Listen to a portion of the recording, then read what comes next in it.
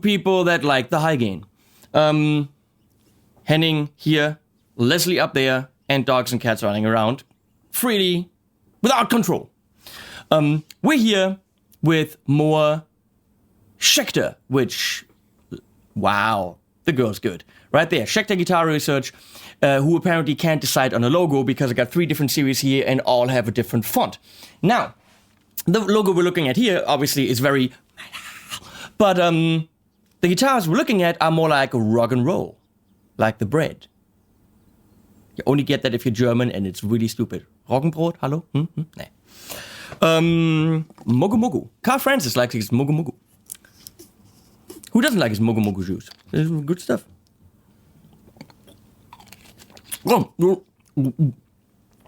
And my mouth full. No, that's not what... So, we looked at the Apocalypse. Now we're looking at something truly fun, which is the Sun Valley Super Shredder. And now saying that, I completely forgot that I need to bring in another guitar. Bear with me. I just got in the Charvel Sandimas because they're guitars in the same price range with the same idea. Let's be a mid-80s modified S-type. I can say Strat. I'm going to say Strat. Kind of like Eddie Van Halen went and bastardized his Strat, put humbuckers in it, put a floyd-rosy on it, you know, the Eddie Frankenstein guitar. And out of this came this whole super Strat idea. Guitars with Floyds, locking nut, humbuckers, rock and roll, but essentially still a bolt-on neck, maple. You know, that's what we're looking at. And I think it's only fair to compare it with the Charvel. I'm not related to Fender or Charvel or whatever, but it's, you guys are gonna ask, so I'm gonna show you. But first we're gonna look at the Schecters.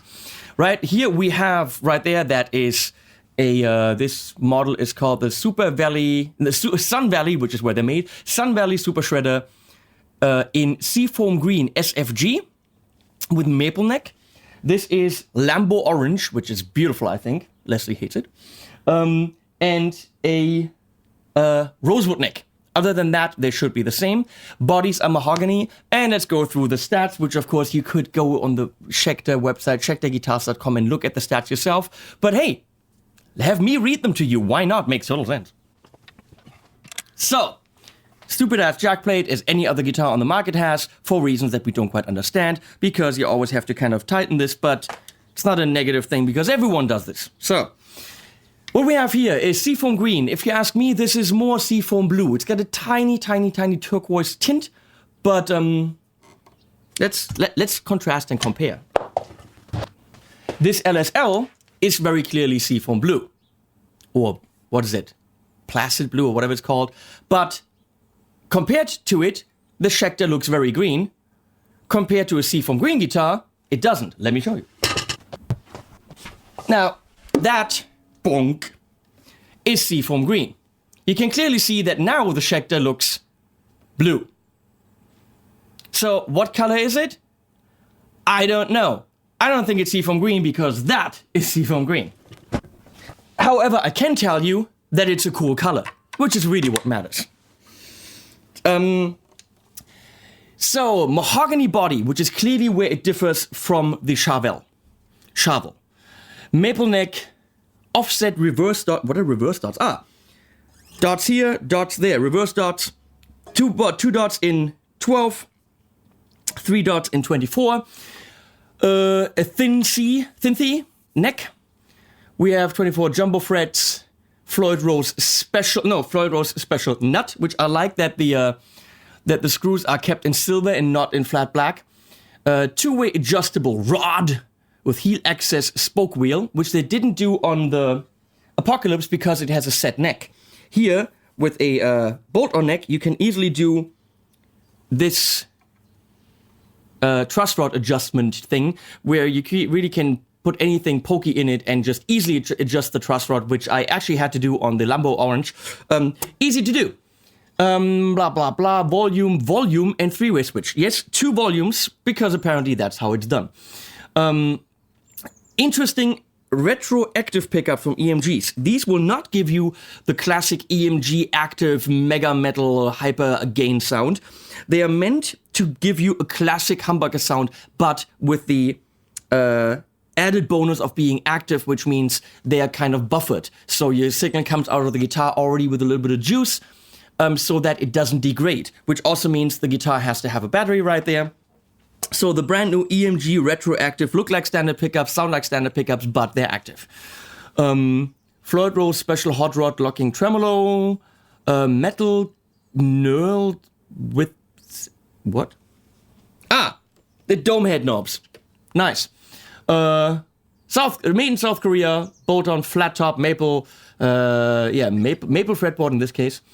Blah, blah, blah, 41.3 millimeters at the nut, 1.625 inches, battery clip black, Ernie Ball slinkies, 9-46. Christian at Musikmeier told me they have 10s on them. Christian, you bastard.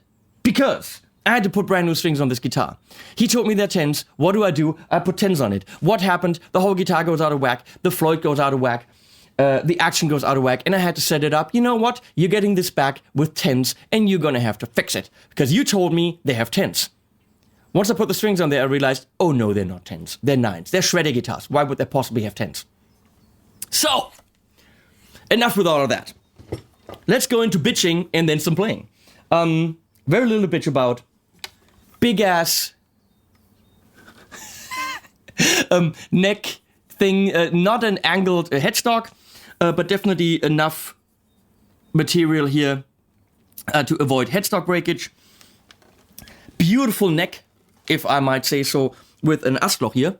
That very clearly looks like a branch hole from the tree. I don't know if that affects the sound. You rarely see this, but I kind of like these things because it just feels like, oh, okay, this was a tree.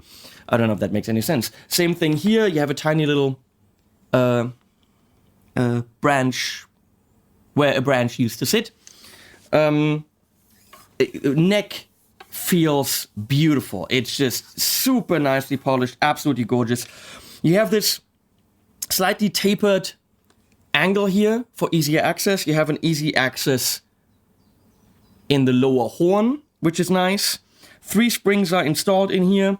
Easy access to the spring clamp, if we call it that, to go in there with a screwdriver and adjust the Floyd, which you might have to do.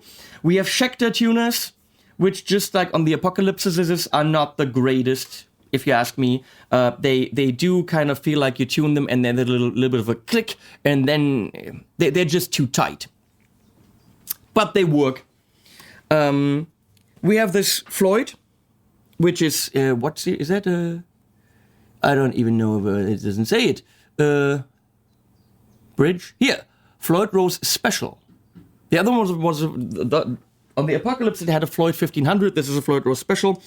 Also different price range. These clock in at $800. You can pitch the Floyd up and down. It's under something. So, mahogany, definitely a different approach than the Charvel, which has a non-mahogany body. Don't ask me, it might be ash. With a maple top. And also passive Seymour Duncans in there. Active, retroactive EMGs in here. Difference between this guitar and this guitar is the fretboard and le couleur. Personally, I think that the logo from the metal Schecter people doesn't fit on here. I would put the Schecter Guitar Research, the straighter one on here, because for some reason, for me, this doesn't fit the style of the guitar. This is very metal and very gothic looking, whereas these guitars for me are very 80s and not gothic. So, something that happened in the unboxing on this guitar, I pulled up and the G string slipped out. Schecter did not tighten these screws. They didn't tighten the back enough. Now, thank you for Crimson Le Diable from Furnace in England, who spent a good 2 hours with me on Skype, helping me set up the floyd-rosy. In that process, I had to bend it again. The D string slipped out. So, they definitely need to do a better setup. Musikmeier promised me that they would do a better setup. Here in Germany, which doesn't help you Americans and you wherever you are. So Schecter needs to take care of a better setup on these guitars. Or it could just be one guy in the factory who's new and doesn't know how much attention to put on the strings. On this guitar, same thing happened. In the unboxing, G string came out. When I tried to set up the floyd-rosy, the E and A string both came out, but sadly, the rest of the string got stuck in the back, the stuff that's around the core. So, what I had to do is put completely new strings on it for you to make the demo, and I put 10s on it. So this doesn't have Ernie balls on it, this has Dardarias on it. And what I did, and please tell me why you can't do this, or why companies don't do this, when you have the strings with the ball ends, you cut them off to shove them back in here. Please tell me why. Tell me why, tell me lies. Tell me sweet little lies. Because look, I just put the ball ends on here. So nothing can poke Nothing can wreck my gig bag. There's nothing sharp up here. I just shove the ball end through here and pull the string through, cut it back here, so I'm only cutting it on one end. Why can't you do that? Well, I'm doing that, and that's what I've done here. So this is 10s. That's it. Whether we can hear a major difference between these fretboards, I don't know, you decide. Because of the mahogany, they sound warm anyway. Tone wood debate, let's go. I'm going right now, let's start with this, in a Victory V40 into a Torpedo Studio by 2 notes, and that's the sound you're getting right here.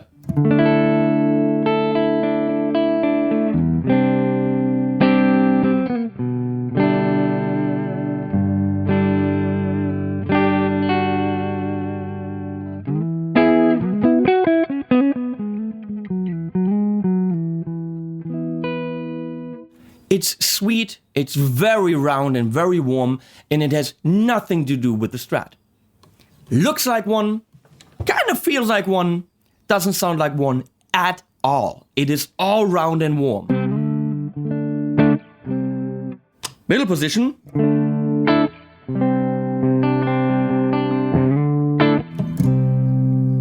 Not a major difference there. In that camera, it definitely looks greener. Weird. And bridge position.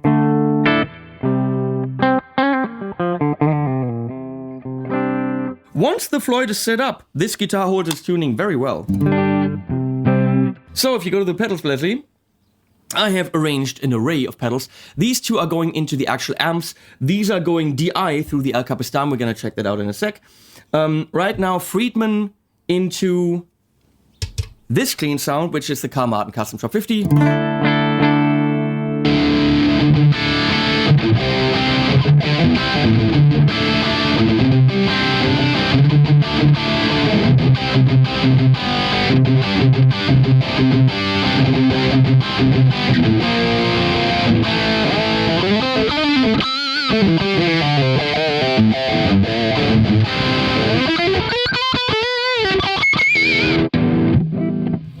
Oh, let's talk about volumes.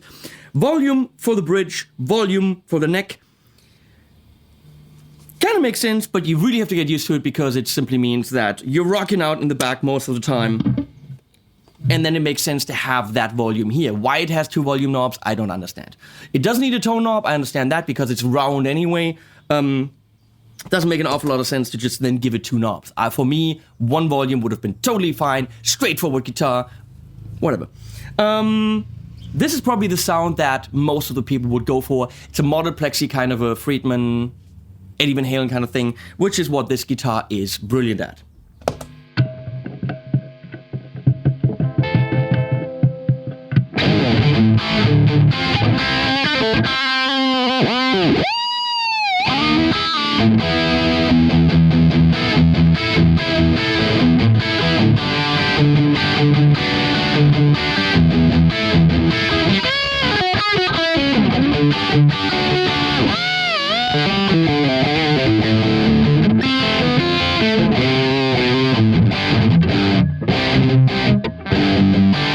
I don't know how to play this.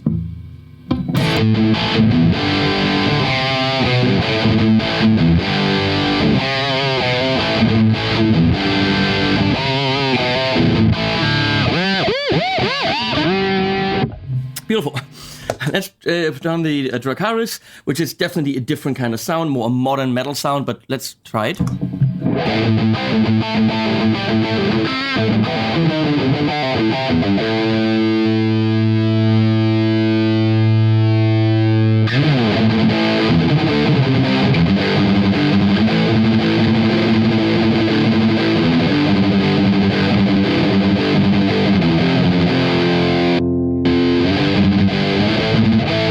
Funny, with this guitar they sound very, very similar.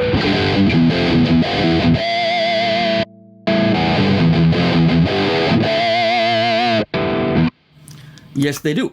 But, of course, it's supposed to be a shredder guitar, which means I would have to have warmed up for 2 hours, which I didn't. So I'm gonna shred badly. But it is the... I mean, what is a shredder? It is a guitar for the soloist. So, can it rock and roll? You bet your sweet ass it can. Obviously, we can dial back the gain a bit. Let's do that.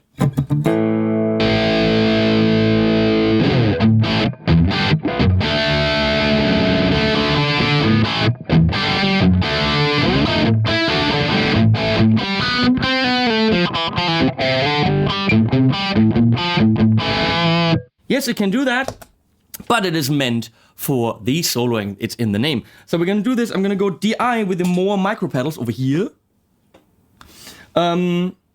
Let's forgo the detail. Let's go to the 5150 simulation, going DI directly into the interface with a little bit of stuff from the El Capistan on it.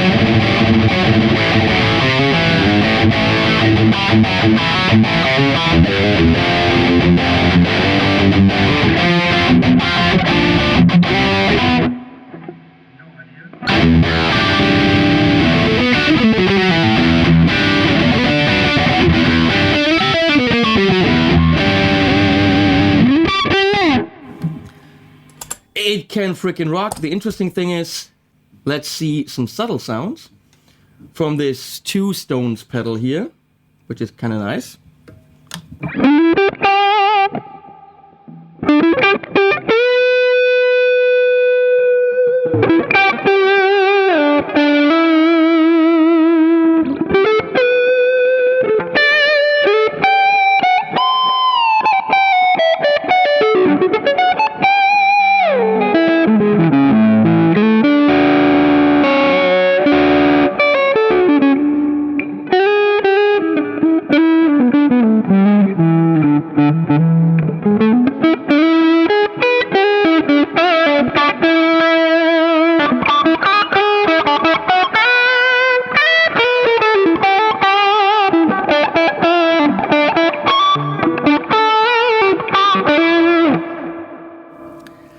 Wow, that is sweet, if you ask me.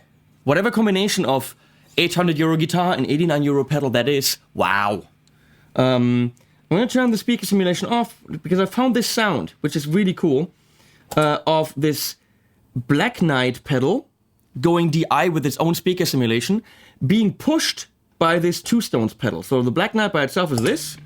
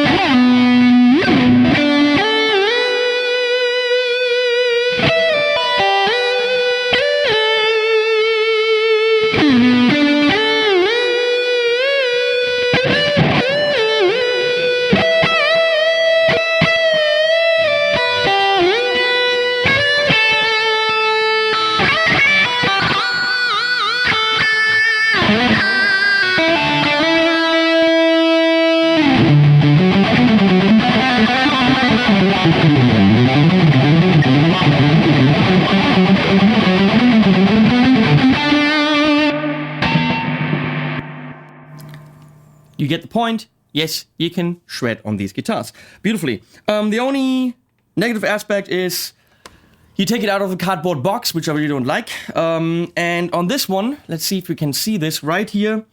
One dot on the 24th thread. Right there. You see one of the dots is really big because they simply made that hole too big, put the black shit in there, and then filled it up with other black shit. Not nice, especially because it's something that you look at all the time. Anything in this area on the guitar, you will constantly see because you're looking down on it. So, not nice. Setup, could be better Schecter. Tuners, acceptable, but not killer. $800, pretty damn good. I'm gonna go compare this now. I'm gonna switch back to the amps. Let's just go to the Friedman. Play this for a second. Oh.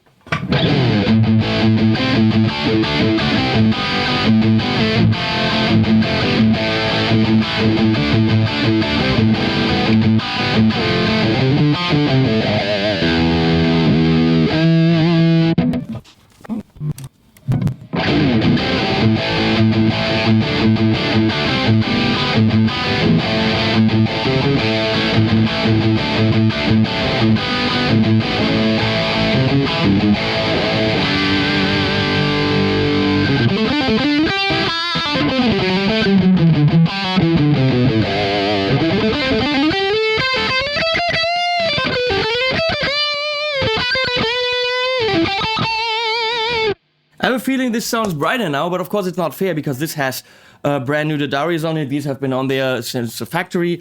These are 10s, these are 9s. It sounds biteier, which is weird because this is maple, this is rosewood. It should be the opposite.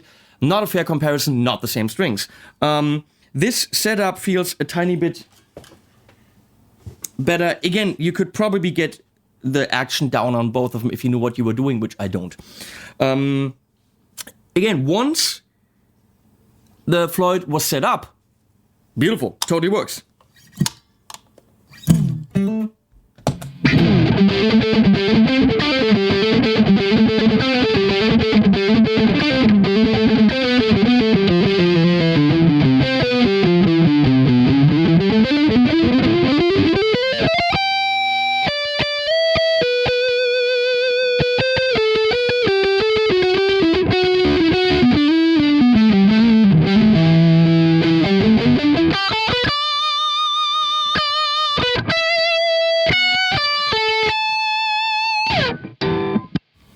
Works and sounds great. Let's do clean if we really have to.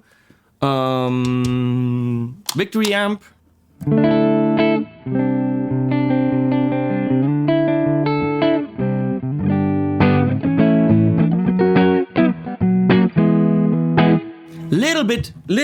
Tiny little bit spankier than the other one, but again, it might be the strings. So I like the Lambo orange, by the way. I think it's a very cool color, elegant, but still 80s-y. I would probably personally go for this one because with the maple, this goes, it's a little bit more what I kind of like. So here we have now,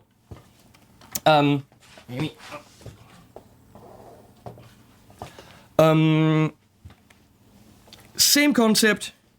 This already down here, if you can see this guitar has been here for a few weeks. This screw kind of got ripped out of the wood, it loosened.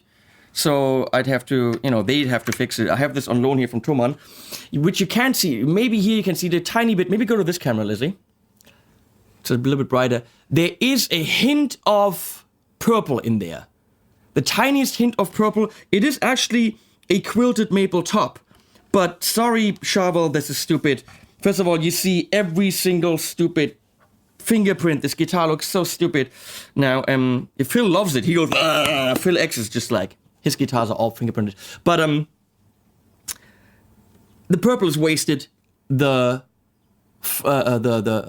quilted maple is wasted. Roughly in tune, probably 9s. Yep. floyd-rosy, a different one, don't ask me which one. Seymour Duncan's passive, no kind of tapered joint here. Neck is not as smooth as the Schecter. It is it's more of a D than a C. this is a little bit, this area is a little bit thinner here. The headstock doesn't go as far back, so they made this a little bit thinner. One of the benefits, if you want to put it that way. Oh, here, by the way, you have to screw this in. Here you just stick it in. So 3-position switch.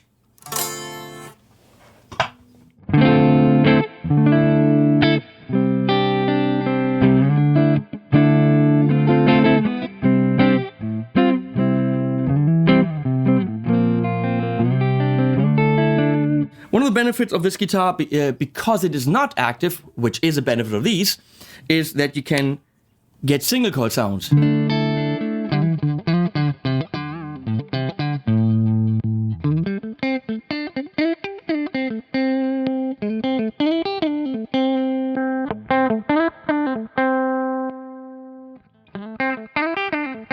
Which makes it quite a bit more flexible if you need that.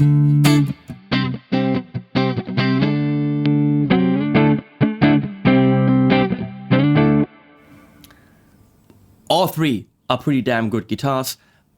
It's just a matter of what is it that you're looking for. So let's put some drive on this baby.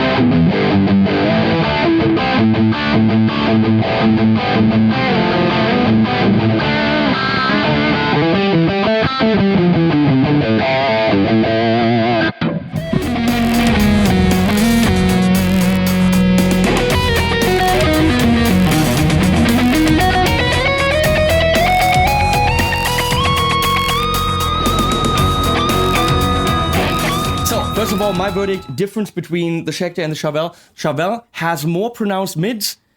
This is rounder and a little bit rounded off in the top end. I mean, they're very close, but definitely more mid-focused on the Charvel, whereas this is a little bit fatter and warmer. Other than that, the Charvel gives you more options when it comes to single coil sounds. This gives you active, which means you can have long cable runs. Yeah, all three are pretty much great guitars and they're fun from beginning to end.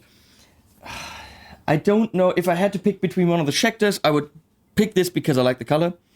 If I had to pick between the Schecter and the Charvel, I frankly cannot tell you. Charvel is $850, this is I think $799. I like the dots here visually more because it's more subtle than the big ass black dots in the middle. The Charvel is just a bold guitar. It's like, I'm simple, here I am, take me. If you're in the market, I actually like this. The tapered off, does it have? No, it also doesn't, the Charvel also doesn't have this cutout here. Easy access, something for if you really want to shred up here. I don't know. I can't tell you. You are pretty much, if you're in the market for a Charvel, I think you owe it to yourself to also test one of the Sun Valley Super Shredders from Schecter.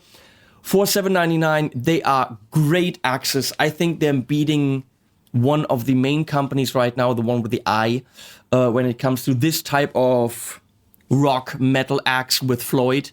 I think in the 800 euro range, if you pick up one of those eye guitars, you're not gonna get something this good. And I had a blast with them. That's all I can tell you. Check them out at your local store or order one, check it out, send it back. That's cool with most online stores. Maybe get a Charvel and get one of these and build your own opinion. Feel-wise, this is more my thing. Let's put it this way. Links below this video to everything that you need to know, to pedals, to everything that you've heard here. Links to my Patreon account, Please support me if you love me, which you do. And most importantly, because without you guys, I am nothing. Schecter's not going to come to me if I have 10,000 subs. So I have more than 10,000 subs. You know, other companies might not come to me or yet. So I need you. I need your subs. Even Leslie subscribed. I made her, but she did. So please subscribe. It's just one little click for you down there. It doesn't cost you anything. It doesn't hurt you. You never have to watch another video. I promise. Just be nice and subscribe because it really helps me to keep these videos going for you. Thanks so much. See you people on the flippity flop, and now some animals.